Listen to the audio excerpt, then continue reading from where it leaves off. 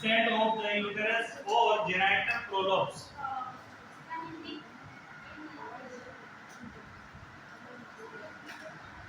गर्भाशय का अवरोहरण,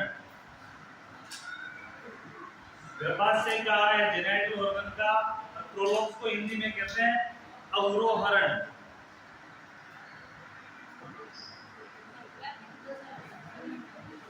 सीधा सीधा प्रोलॉप्स से समझ लो ना।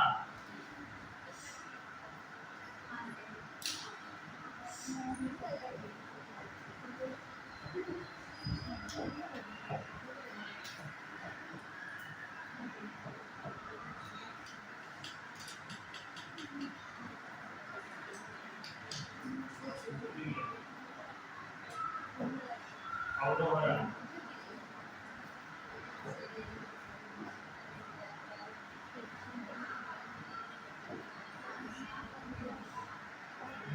हिंदी के ऐसे शब्द मिलेंगे आपको जिनका अर्थ नहीं आता है, इंग्लिश पढ़ोगे तभी मिडवाइफरी समझ में आएगी। प्रोलॉप्स तो समझ में आएगा, अवरोहरण आ गया एग्जाम में तो कहां समझ में आएगा आपके।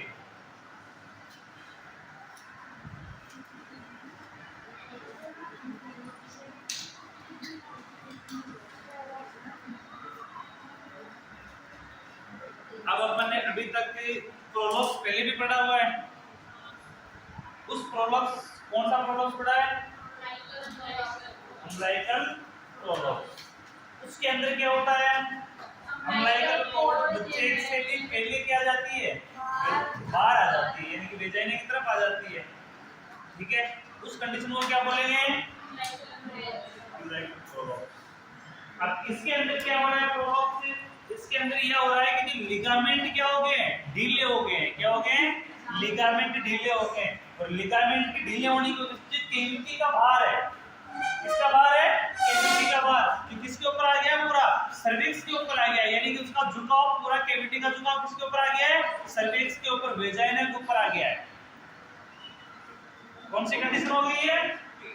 प्रोलॉप्स में, जेनिटल या यूट्रस प्रोलॉप्स में यूट्राइन कैविटी का पूर्ण भार यूट्रस कैविटी लटक के किस पे आ गई है? सर्विक्स के ऊपर आ गई है, यानी कि वो ढीली हो गई है, बिल्कुल फ्लेक्स्ड कंडीशन में हो गई है। तो उस कंडीशन को क्या बोलेंगे अपन? जेनिटल प्रोलॉप्स या uterus prolapse. Genital, internal genital organ इसलिए बोल रहे हैं प्रोलॉप्स क्यों? अंदर के सारे जेनिटल ऑर्गन आएंगे, ठीक है। और यूट्रस वाला पार्ट है।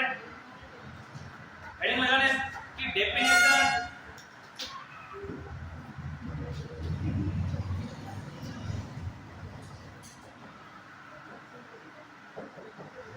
Definition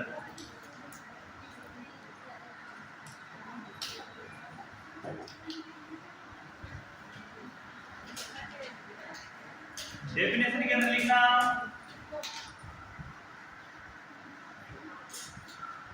descent of the uterus,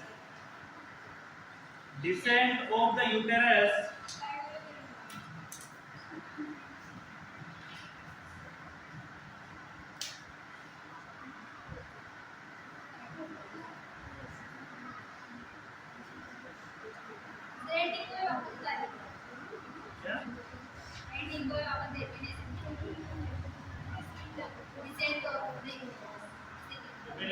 लिखो descent of the uterus, descent of the uterus एक संरचनात्मक विकृति है, एक संरचनात्मक विकृति है।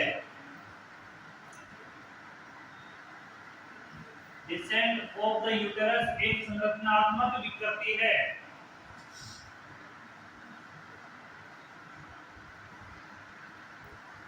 जिसमें यूटेरस के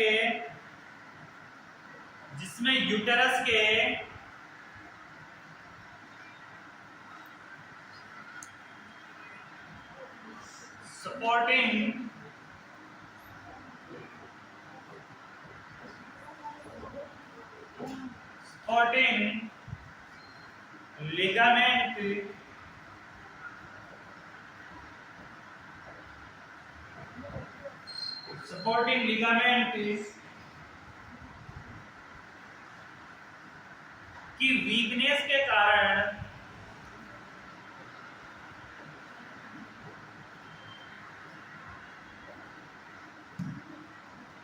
कि वीकनेस के कारण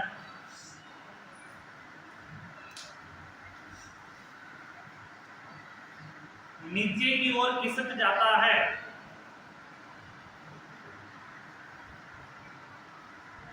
नीचे की ओर खिसक जाता है।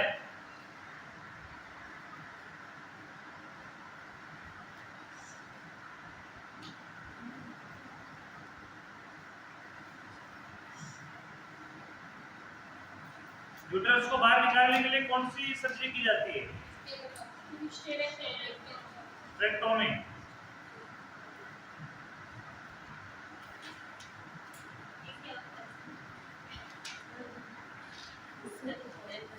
क्या होता है?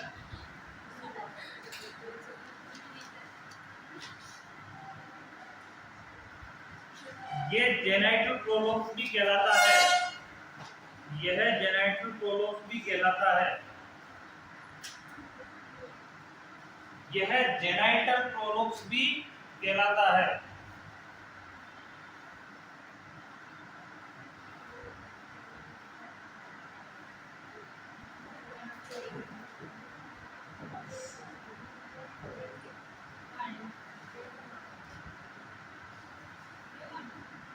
ये जेनाइटल प्रोलोप्सी कहलाता है।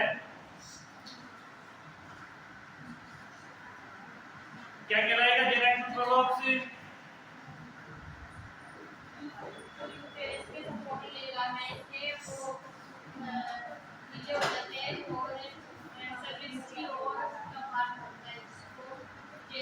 यानी कि डिसेंट ऑफ द यूटेरस की एक संरचनात्मक विकृति है।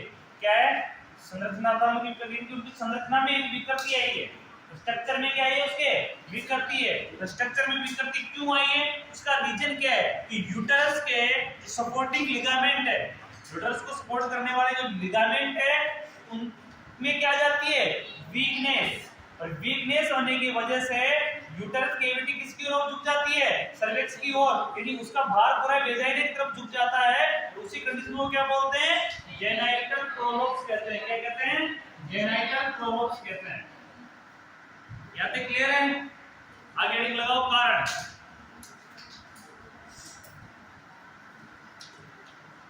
अगर मिडवाइफरी समझनी है ना, जितने भी डेफिनेशन समझाए जा रहे हैं, जितने भी डेफिनेशन है, लगभग एक रफ कॉपी बनाए लो और कुछ ही नहीं लिखो तो उसमें डेफिनेशन तो सारे उतार लो और उनको रोज पढ़ो।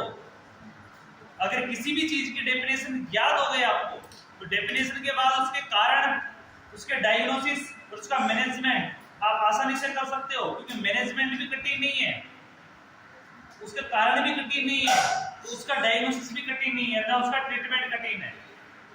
कठिन क्या चीज है? Only definition. उसको जानो, उस शब्द का अर्थ समझो।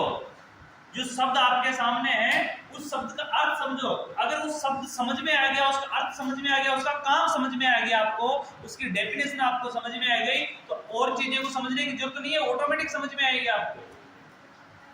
इसलिए जितने भी टॉपिक, अभी तो बहुत समय आपके पास एग्जाम को 3-4 महीने, जितने भी डेफिनेशन अभी तक लिखवाई है सारे डेफिनेशन को उतारो, उनको इस कदर रटो कि रट क्या है कि एक कोई से भी डेफिनेशन कहां से उठा के पूछ ले तो आपको तुरंत वो आ जानी चाहिए कि ये चीज है।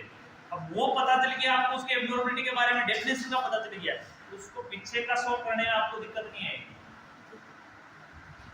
लेकिन जब नाम को नहीं जानोगे तो पीछे का तो जानना सोचो ही मत।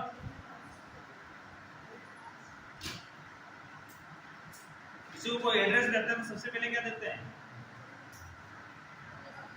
आपका एड्रेस आपके आधार कार्ड में लिखा होगा, लिखा है, इसमें देखना पहले क्या लिखा हुआ है।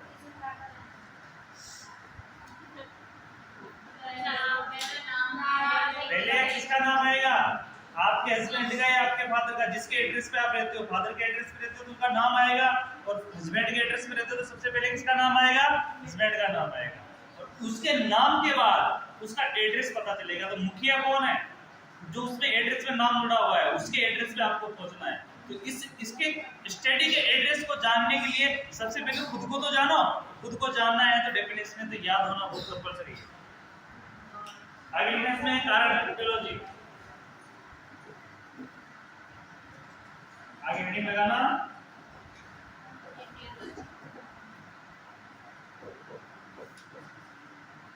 कारण।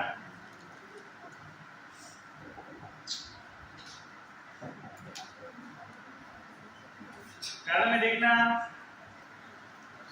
जेनाइटल प्रोलोप्स के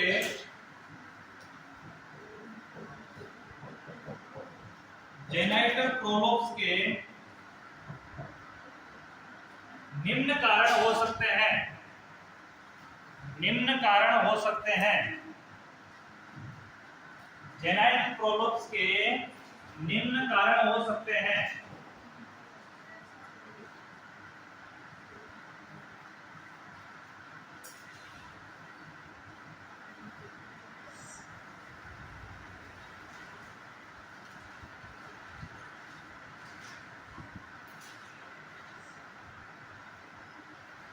फर्स्ट लिखना इसमें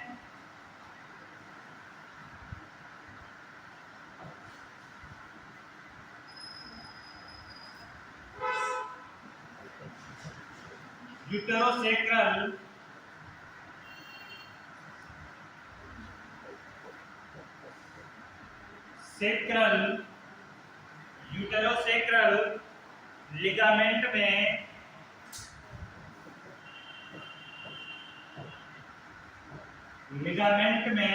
अत्यधिक खिंचाव। यूटेरोसेक्रल लिगामेंट में अत्यधिक खिंचाव। यूटेरोसेक्रल लिगामेंट में अत्यधिक खिंचाव। सेक्रल कौन सा हिस्सा है? पेल्विक बोन का कौन सा हिस्सा है सेक्रल? सेक्रम, जिसको अपन सेक्रल या सेक्रम बोलते हैं, कौन सा हिस्सा है?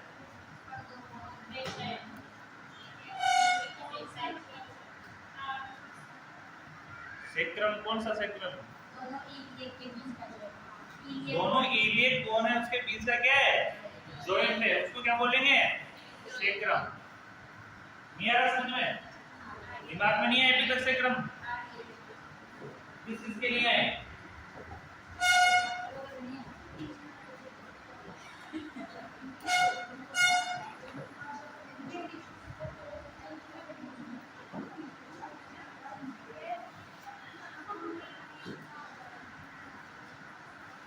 ये वाली बोन, ये जो गोल्डन कलर की बोन दिख रही है, कौन सी बोन है? सेक्रम। ये कौन सी है?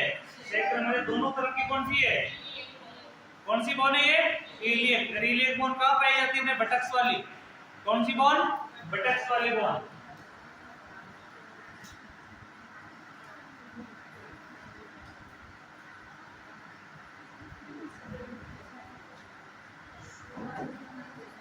ये देख लो, इस वाले हिस्से को क्या बोला जाता है? ये जो यहाँ जॉइंट है, ये पूरा यहाँ तक का, इस वाले हिस्से को क्या बोला जाता है? यहाँ तक के हिस्से को सेक्रम। क्या बोला जाता है? सेक्रम।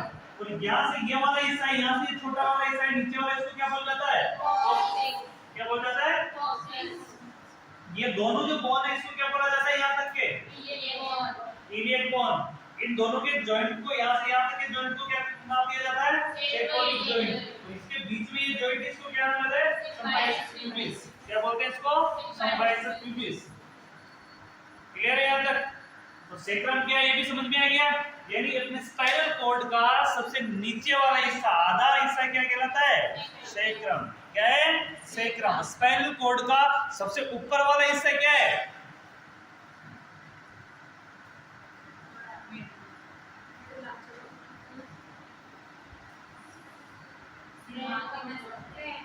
अरे ब्रेन हो गया ना, मेडुला। अपनी स्पाइनल कॉर्ड का सबसे ऊपर वाला हिस्सा कौन सा है? अपना ब्रेन। ब्रेन का भी कौन सा हिस्सा पास में? मेडुला, यानी कि बेक वाला, जिसको अपन छोटा दिमाग भी बोलते हैं। नॉर्मल भाषा में इसको मगज भी बोला जाता है। ठीक है, उस वाले हिस्से का जो अपनी स्पाइनल कॉर्ड का, अपनी सर्वाइकल वर्टिब्रा, अपनी गर्दन वाली हड्डी को किस नाम से जानते हैं? सर्वाइकल वर्टिब्रा के नाम से। किसके नाम से जानते हैं? सर्वाइकल वर्टिब्रा के नाम से। सर्वाइकल वर्टिब्रा के बाद में कौन सी स्टार्ट हो जाती है? रिब्स। कौन सी स्टार्ट होती है? रिब्स। 12 जोड़ी रिब्स है। और उसके बाद तो वर्टिब्रा पूरी चालू हो जाती है। इसको कौन सी बोलते हैं? सर्वाइकल वर्टिब्रा का जो सबसे ऊपर वाला हेड वाला हिस्सा है, उसमें कौन सा हिस्सा जुड़ा हुआ है? यानी कि स्पाइनल कॉर्ड का सबसे ऊपर वाला हिस्सा में कौन है? सेरेब्रल। क्या है? सेरेब्रल। ऊपर वाले हिस्से में क्या है? सेरेब्रल। और नीचे वाले हिस्से में क्या जुड़ी हुई है? लास्ट हिस्से में सेक्रम। यानी ऊपर तो सेरेब्रल से जुड़ी हुई है स्पाइनल कॉर्ड, और नीचे किससे जुड़ी हुई है? सेक्रम से। ये विशेष तौर पे याद रखना। तो सेरेब्रम में और स्पाइनल पे एक ही प्रकार का फ्लूइड पाया जाता है, इनको प्रोटेक्ट करता है, इनको चिकनास प्रदान करता है, तो इसमें से गुजरने वाले नर्वों को भी सुरक्षित रखता है। उसको किस नाम से जानते हैं? सेरेब्रल स्पाइनल फ्लूइड के नाम से, जो ब्रेन में स्पाइनल पे पाया जाता है। उसका सेरेब्रल स्पाइनल फ्लूइड का अगर एग्जामिनेशन भी किया जाता है, उसका परीक्षण किया जाता है, कल्चर टेस्ट वगैरह या उसमें कोई अनुपस्थित टेस्ट वगैरह की जाती है, वो टेस्ट वगैरह कहां से किए जाएंगे? वो अपने जो स्पाइनल कॉर्ड के सेरेब्रल जो स्पाइनल कॉर्ड है, स्पाइनल कॉर्ड के जो छल्ले हैं, स्पाइनल कॉर्ड में जो बोन जुड़ी हुई है, उनके बीच से अंदर इंजेक्शन डाल के क्या निकाला जाता है?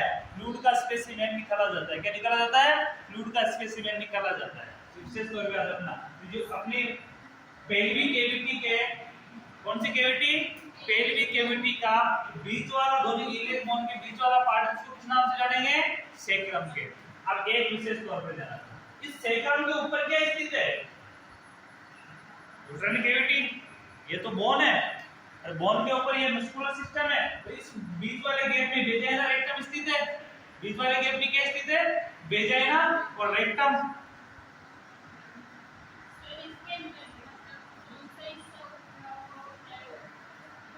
इसमें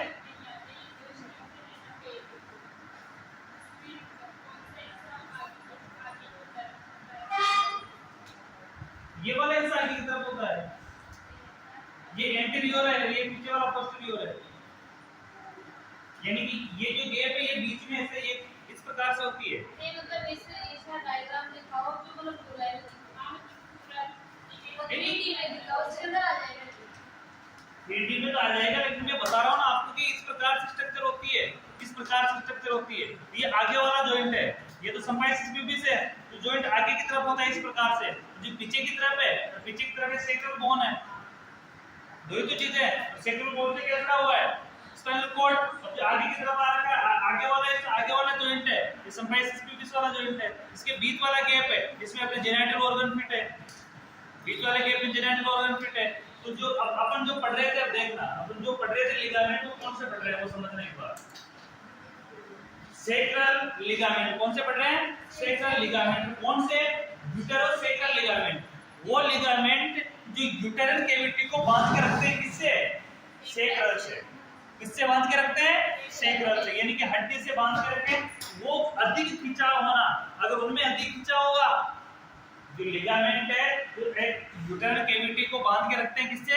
सेक्रल बोन से। अगर उसमें खिंचाव अधिक होगा तो झुकाव किस तरफ होगा? सेक्रल की तरफ होगा, तो ऑटोमेटिक पीछे की तरफ झुक जाएगी, और उसका झुकाव इतना हो जाएगा कि उसका वजन किस पे आ जाएगा? कैविटी के अंदर आ जाएगा। कौन सी में? वेजाइनल कैविटी में। वेजाइना के अंदर उसका बाहर आ जाएगा। तो एक कारण ये भी हो सकता है किसका? जेनिटल प्रोलप्स का। तो इसमें लिखना यूटेरोसेक्रल लिगामेंट का अत्यधिक खिंचाव, अत्यधिक खिंचाव, जैसे इसमें भी जैसे बिल्कुल जैसे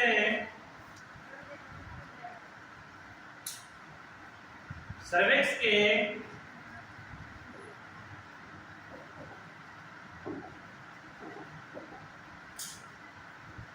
फर्स्ट में लिखना है, इसमें सर्विक्स के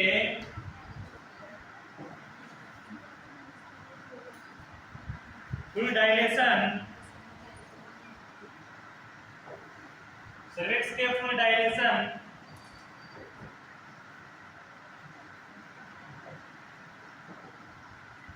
सर्विक्स के फुल डायलेशन से पहले, सर्विक्स के फुल डायलेशन से पहले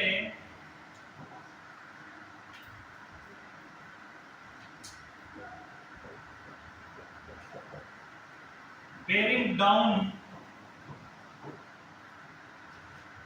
effort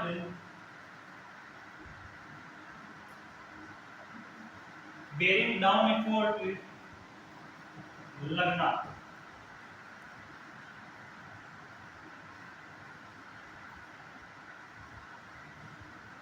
तो यूटेरस प्रोलॉप्स का पहला कारण क्या है? यूटेरोसेक्रल लिगामेंट। यूटेरोसेक्रल लिगामेंट का भी पहला कारण क्या है कि सर्विक्स का फुल डायलेशन, यानी सर्विक्स का मुंह खुलने से पहले बेरिंग डाउन एफोर्ट लगना। क्या लगना? बेरिंग डाउन एफोर्ट लगना। बेरिंग डाउन एफोर्ट क्या है? बेरिंग डाउन एफोर्ट क्या है? जो ऊपर है नीचे लगता है। अरे पढ़ाया गया है ये तो अच्छे से। बिल्कुल, बेरिंग डाउन एफोर्ट है तो एक तो माता के द्वारा फिजिकली प्रेशर से, फिजिकली, और दूसरा कॉन्ट्रैक्शन से लगाया गया पावर। एक तो यूट्राइन कॉन्ट्रैक्शन के द्वारा और एक माता के फिजिकली पावर के द्वारा लगाया गया, नीचे की तरफ धकेला गया पावर, उसको क्या बोलेंगे? Bearing down effort. जैसे कि अपन यूरिन त्यागने जाते हैं, अरे यूरिन त्यागने जाते हैं ना, तो यूरिन त्यागते समय ब्लैडर पूरा एम्प्टी हो जाए, इसके लिए अपन अपना खुद का प्रेशर लगाते हैं, जिससे यूरिन क्या हो, प्रेशर से बाहर आ सके। उसको बेरिंग डाउन एफोर्ट कहा जाता है। उस प्रेशर को क्या बोला जाता है? बेरिंग डाउन एफोर्ट, जो अपने फिजिकली अपनी बॉडी का लगाया जाता है। अपन सोच जाते हैं, यानी कि प्रेस होने जाते हैं, तभी अपनी बॉडी में क्या होता है? एक तो खुद कॉन्ट्रैक्शन होता है। अपनी बॉडी में जब प्रेस होने जाते हैं तो अपना रेक्टम के अंदर खुद कॉन्ट्रैक्शन होता है। उस कॉन्ट्रैक्शन की वजह से अपने को ऐसा लगता है कि मल त्यागना चाहिए। क्या करना चाहिए? मल त्यागना चाहिए, यानी अंदर अपनी जो एनस वाली, जो अंदर वाली जो कैविटी है रेक्टम, रेक्टम के अंदर मलाशय, अपने को पता है कि मल भरा रहता है, तो अपने को अनुभव करवाता है। उसके अंदर जो कॉन्ट्रैक्शन होता है, अपने को कॉन्ट्रैक्शन क्या करवाता है? अनुभव करवाता है। किस चीज का? कि अपने को सोच करना चाहिए, ये अनुभव करवाता है। तो वो तो हो गया कॉन्ट्रैक्शन। इसके साथ साथ मल त्यागने के साथ साथ मल को पूरा खाली करने के लिए जो शरीर के द्वारा फिजिकली जो प्रेशर लगाया जाता है, उस प्रेशर को क्या कहते हैं? Bearing down effort. क्या कहते हैं? बेरिंग डाउन एफोर्ट, यानी नीचे की तरफ बल लगना। क्या लगना? नीचे की तरफ बल लगना। इसी प्रकार डिलीवरी के समय माता के द्वारा भी बल लगाया जाता है। दूसरी कंडीशन, अरे बातें नहीं, सुन लो। माता किसी शोक में होती है या माता के वाइटल साइन एबनॉर्मल होते हैं, ध्यान से सुनने की बात है।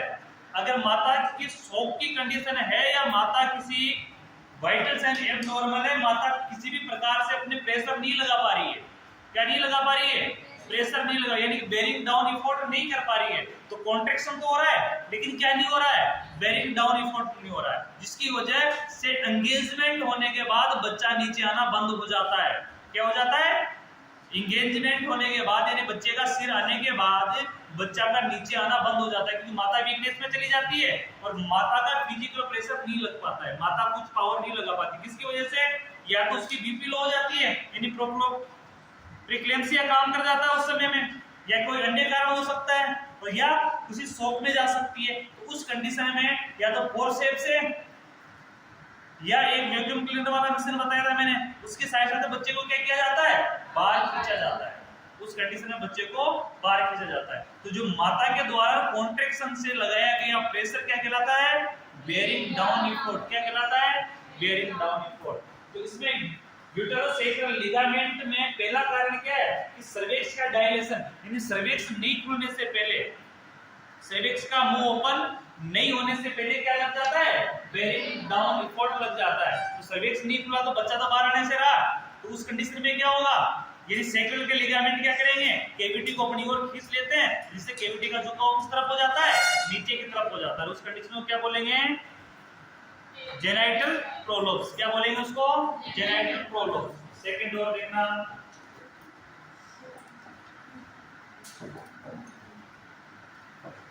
ये चीजें ध्यान से समझने की बात है। अगर ध्यान नहीं दिया किसी ने, किसी का ध्यान एब्सेंट रहा, किसी का चीज समझ में नहीं आई, तो जीवन भर नहीं समझ में आने वाली, इसकी मैं गारंटी लिख के देता हूं। ये प्रोसीजर है, ये थ्योरी स्टडी नहीं है। ये समझ रहे हो कि थ्योरी हो, आप पढ़ लो समझ में आ जाएगा। थ्योरी नहीं है, इसमें प्रोसीजर ये सारे। इसको जब तक क्लास में नहीं समझोगे, आप समझोगे घर पे जाके पढ़ लेंगे, वो आप कितना पढ़ते हो हम जानते हैं अच्छे से।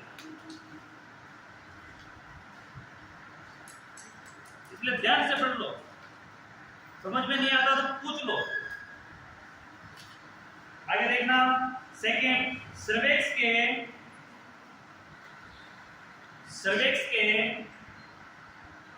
जैसे भी सेकंड या फिर हाँ जैसे के अंदर इसी का सेकेंड, सर्विक्स के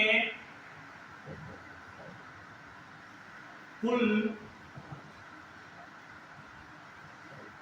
डायलेशन, सर्विक्स के फुल डायलेशन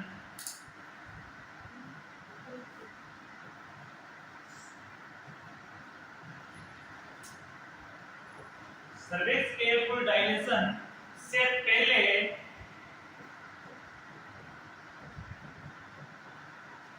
सर्विक्स के फुल डायलेशन से पहले फोर्सेप्स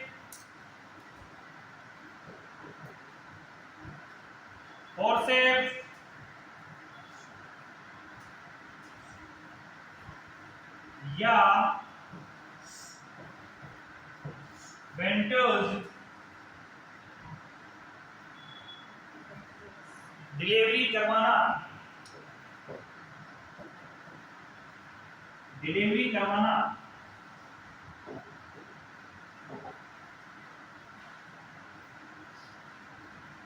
अब ये सेकंड कंडीशन क्या है, सेकंड कंडीशन को अच्छे से समझना कि सर्विक्स के फुल डायलेशन से पहले यानी सर्विक्स पूर्ण रूप से फिर भी नहीं खुला है तो उस कंडीशन में बच्चे का हेड आपको एंगेजमेंट हो रही है, बच्चे की हेड की क्या हो रखी है एंगेजमेंट का मतलब क्या है सर्विक्स पे सिर का दिखना, पहले उसको क्या बोलेंगे अपन एंगेजमेंट। अगर एंगेजमेंट हो रही है, एंगेजमेंट के समय आप जबरदस्ती एंगेजमेंट यानी कि पूरा सर्विक्स नहीं खुला है, अगर पूरा सर्विक्स खुल जाएगा तो एंगेजमेंट होने के बाद बच्चा सोते बाहर आ जाएगा और कहां जाएगा वेजाइनम आ जाएगा और बच्चा अटकेगा तो भी कहां अटकेगा वेजाइनम में आने के बाद वेजाइनल ओपनिंग में आके उस कंडीशन में अपन कट वगैरह लगा देते हैं और उसको बाहर निकाल दिया जाता है। अब एक चीज देखना कि फोर्सेप्स या वेंटियस डिलीवरी करवाना, सर्विक्स डायलेशन नहीं हुआ वेंटियस डिलीवरी करवाएंगे तो बच्चे को खींचेंगे तो बच्चे के साथ साथ क्या भी खींच के आएगी कैविटी भी खींच के आएगी, कैविटी क्लोज है पूरी खुली नहीं है, उससे पहले बच्चे को जबरदस्ती खींच रहे तो उसके साथ वो भी खींच के आएगी, खींच के आने के लिए उसका भार किसके ऊपर आएगा वेजाइना के ऊपर, और वेजाइना के ऊपर आएगा बच्चे की डिलीवरी करवा भी दी और वो उसी स्थान पे रहेगी वापस सामान्य पोजीशन में नहीं जा रही है तो वो कंडीशन भी कौन सी कहलाएगी, क्या कहलाएगी जेनाइटल प्रोलोप्स, क्या कहलाएगी जेनाइटल प्रोलोप्स। तो ये सेकंड उसकी कंडीशन है। अब इसमें लिखना थर्ड,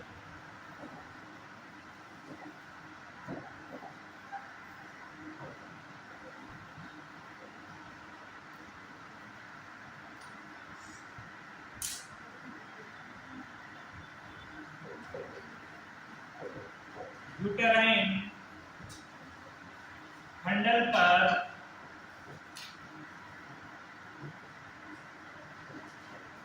अत्यधिक दाब लगना,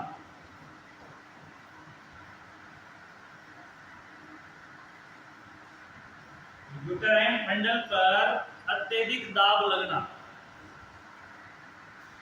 यूटेराइन हैंडल पर अत्यधिक दाब कैसे लगता है, या तो कॉन्ट्रैक्शन के माध्यम से, तो कॉन्ट्रैक्शन के माध्यम से तो आएगा नहीं क्योंकि फिजिकल जो प्रेशर बेरिंग डाउन एफर्ट लग रहे हैं वो शरीर के लग रहे हैं या कॉन्ट्रैक्शन से लग रहे हैं, उससे हैंडल को कोई फर्क नहीं पड़ रहा, वो किस में लग रहे हैं बच्चे पे लग रहे हैं, दोनों प्रेशर किस पे लग रहे हैं बच्चे पे लग रहे हैं। लेकिन एक चीज और देखना, कई बार क्या होता है कि बच्चे का जो डिलीवरी करवाने के लिए अपने पास ना तो फोर्सेप्स है ना वेंटियोज होता है, किसी प्रकार की कोई सुविधा उपलब्ध नहीं होती, उस कंडीशन में अपन फीमेल को क्या बोलते हैं डिलीवरी करवाते समय डिलीवरी करवानी है, एंगेजमेंट होकर डिलीवरी करवानी है, कई बार एम्बुलेंस में डिलीवरी हो जाती है हॉस्पिटल तक नहीं पहुंच पाते,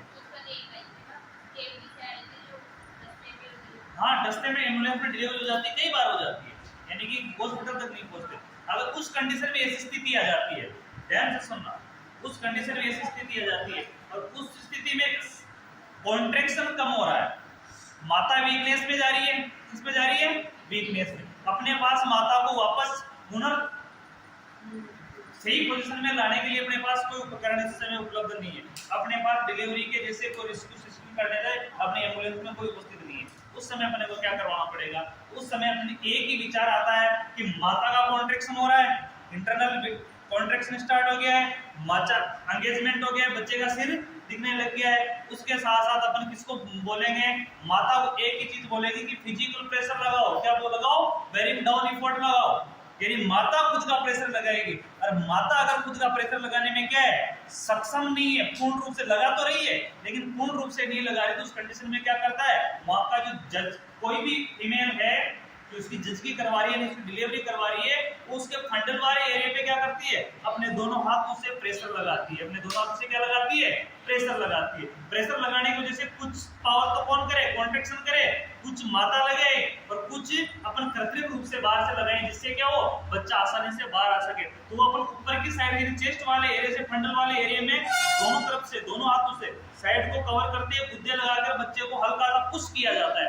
अगर पुश करते समय अगर दाब ज्यादा लग जाता है फंडल एरिया में, तो वो कंडीशन भी क्या कर सकता है, यूटेराइन प्रोलोप्स कर सकता है। क्या कर सकता है, यूटेराइन प्रोलोप कर सकता है। तो उस कंडीशन में क्या रहेंगे, यूटेराइन फंडल पर अत्यधिक दाब लगना। ठीक है, ये चीज समझ में आई। अगला पॉइंट लिखना, ये तीनों पॉइंट जो अपने यूटेरोसेक्रल लिगामेंट वाले पढ़े थे, तीनों कंप्लीट हो चुके हैं। अब सेकंड नंबर स्टार्ट करना, उसके अंदर के तीनों कंप्लीट है।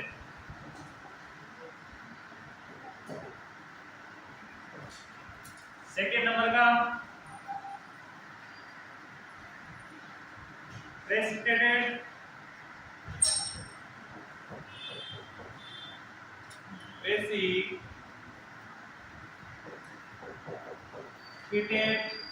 लेबर,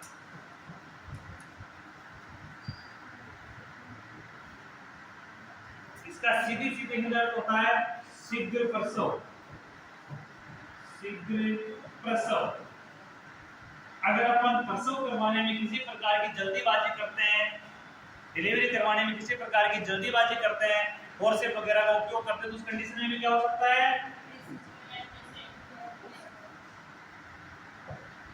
थर्ड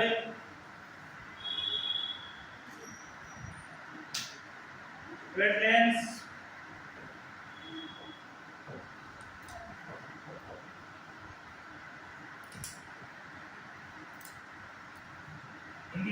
में पेट का फूलना,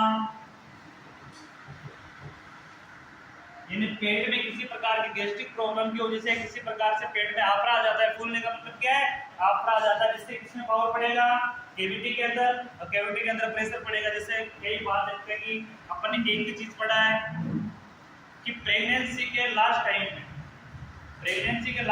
में यूटेरल कैविटी का आकार बढ़ जाता है। क्या बढ़ जाता है, यूटेरल कैविटी का आकार बढ़ जाता है। कहां तक पहुंच जाता है,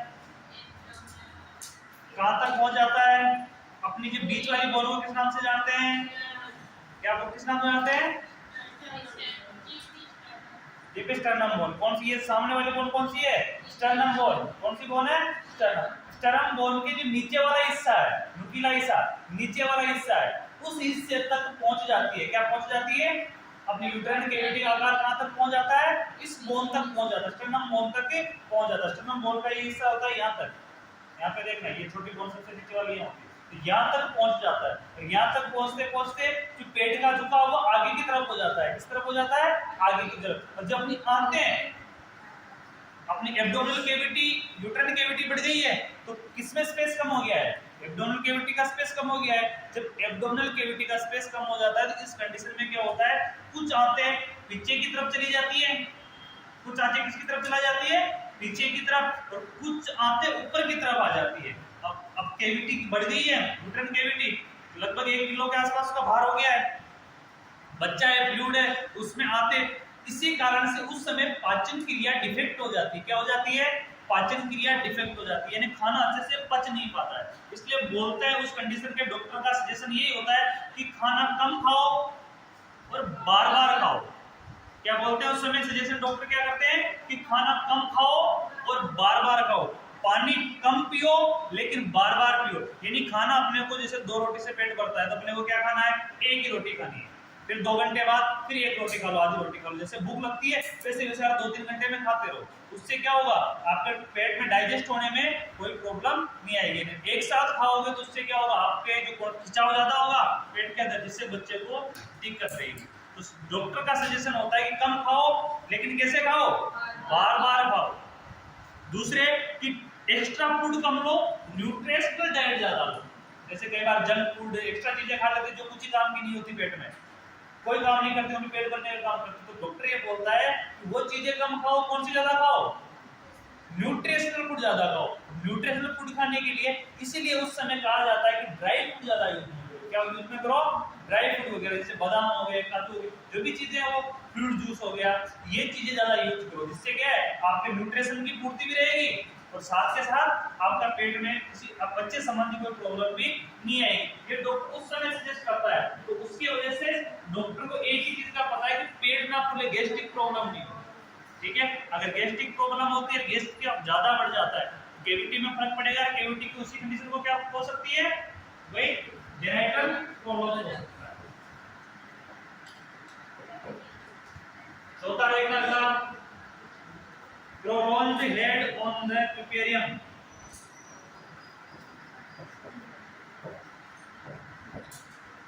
head of the perineum, on head on the perineum, on the perineum, prolonged head on the perineum।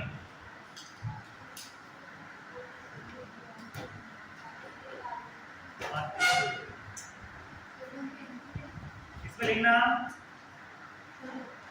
Hindi, Hindi पता है सभी को इसका। लंबे समय तक बच्चे का हेड किस पे रहना, पेरिनियम क्षेत्र में रहना। पेरिनियम क्षेत्र में फीटस हेड लंबे समय तक रहना, इसलिए पेरिनियम क्षेत्र पर फीटस हेड लंबे समय तक रहना। तो भी ये कंडीशन हो सकती है।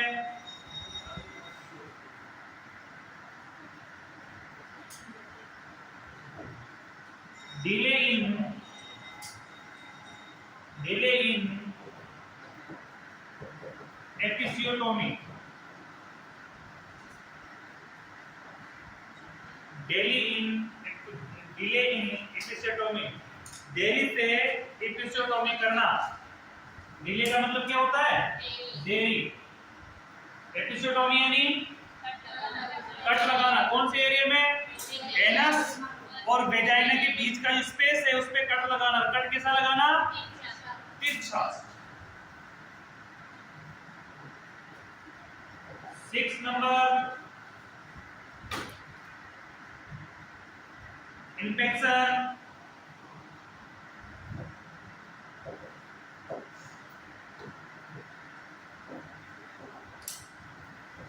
सेवन,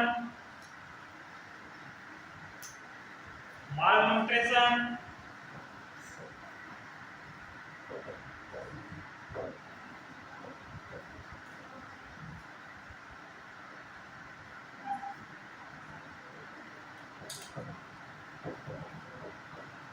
subinvolution,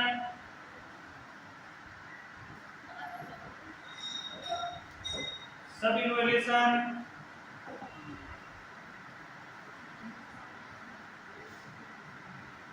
सबइन्वोल्यूशन का मतलब क्या होता है, पहले शब्द आ रखा है।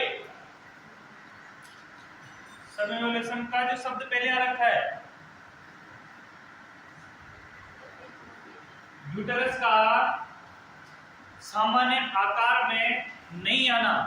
यूटेरस का अपनी सामान्य स्थिति में नहीं आना, इसे लिख लो। यूटेरस का अपनी सामान्य स्थिति में नहीं आना।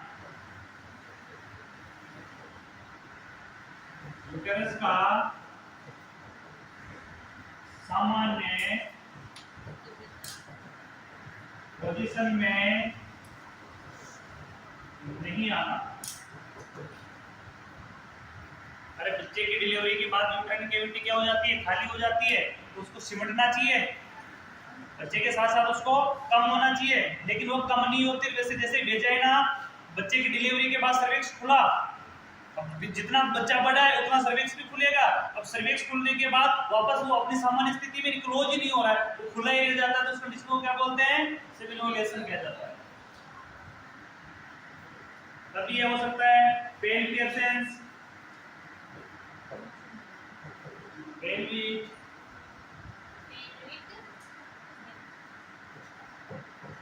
abscess, भी थोड़ा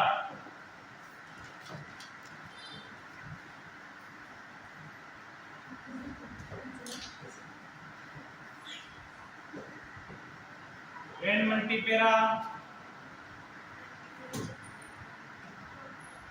next n multiparity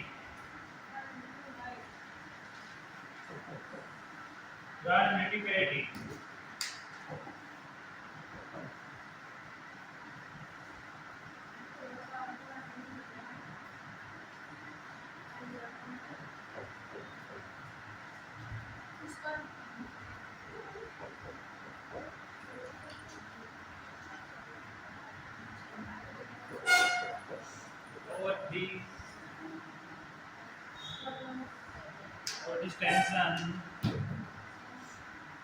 over this tension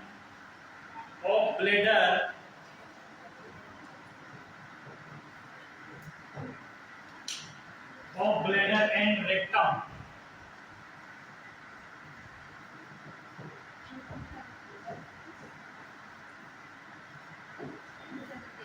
over distance of bladder and rectum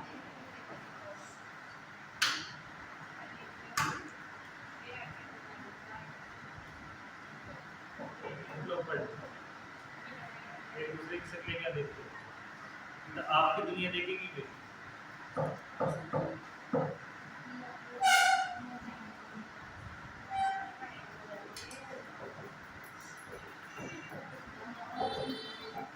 uterine fibroid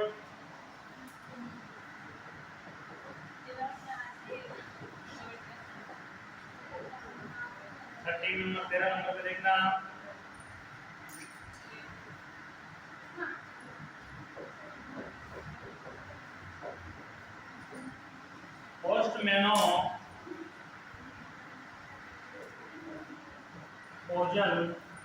postmenopausal atrophy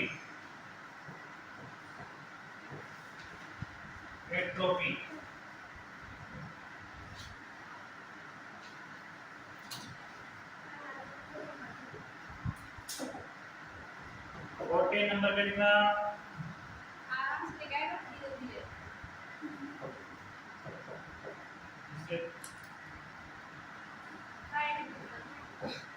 increased abdominal sir एक लेटर के बाद क्या लिखना abdominal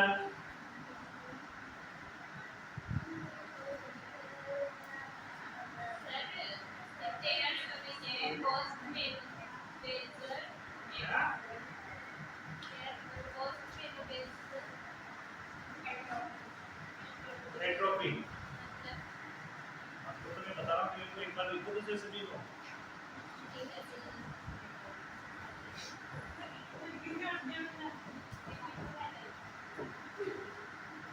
increased abdominal pressure during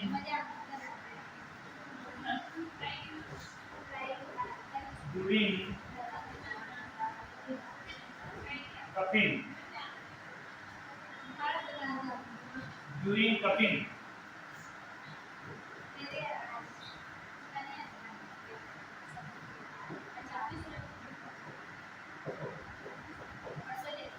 increase of abdomen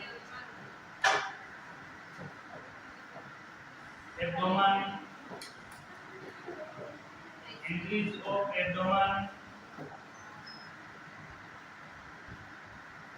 sir ये टूरिंग के बाद क्या है constipation COUG cuffing सी के बाद है cuffing कितनी है कि सर ये मतलब एटियोलॉजी कितनी है तो ये लिख जाओ सब देखना तो सर लिख क्या देना आज पे मैनेजमेंट नहीं पढ़ा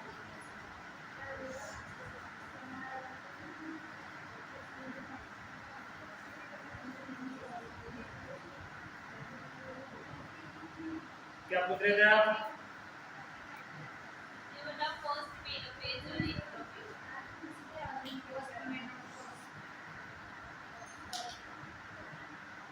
इसका मतलब होता है कि रजोनिवर्ती के बाद, रजोनिवर्ती यानी मेनोपॉज, मेनोपॉज के बाद होने वाली इस प्रकार की ऐसी फीमेल है जिनको जिसे मेनोपॉज हो जाता है, रजोनिवर्ती समाप्त हो जाती है, मेनोपॉज की कंडीशन हो जाती है, उस कंडीशन में एट्रोफी यानी कि यूट्राइन कैविटी का भार नीचे की तरफ ऑटोमेटिक झुक जाता है। और उस कंडीशन में यूट्राइन कैविटी को ही काट कर निकाला जाता है। क्या किया जाता है? यूट्राइन कैविटी को ही काट कर निकाला जाता है। वो एक कंडीशन होती है।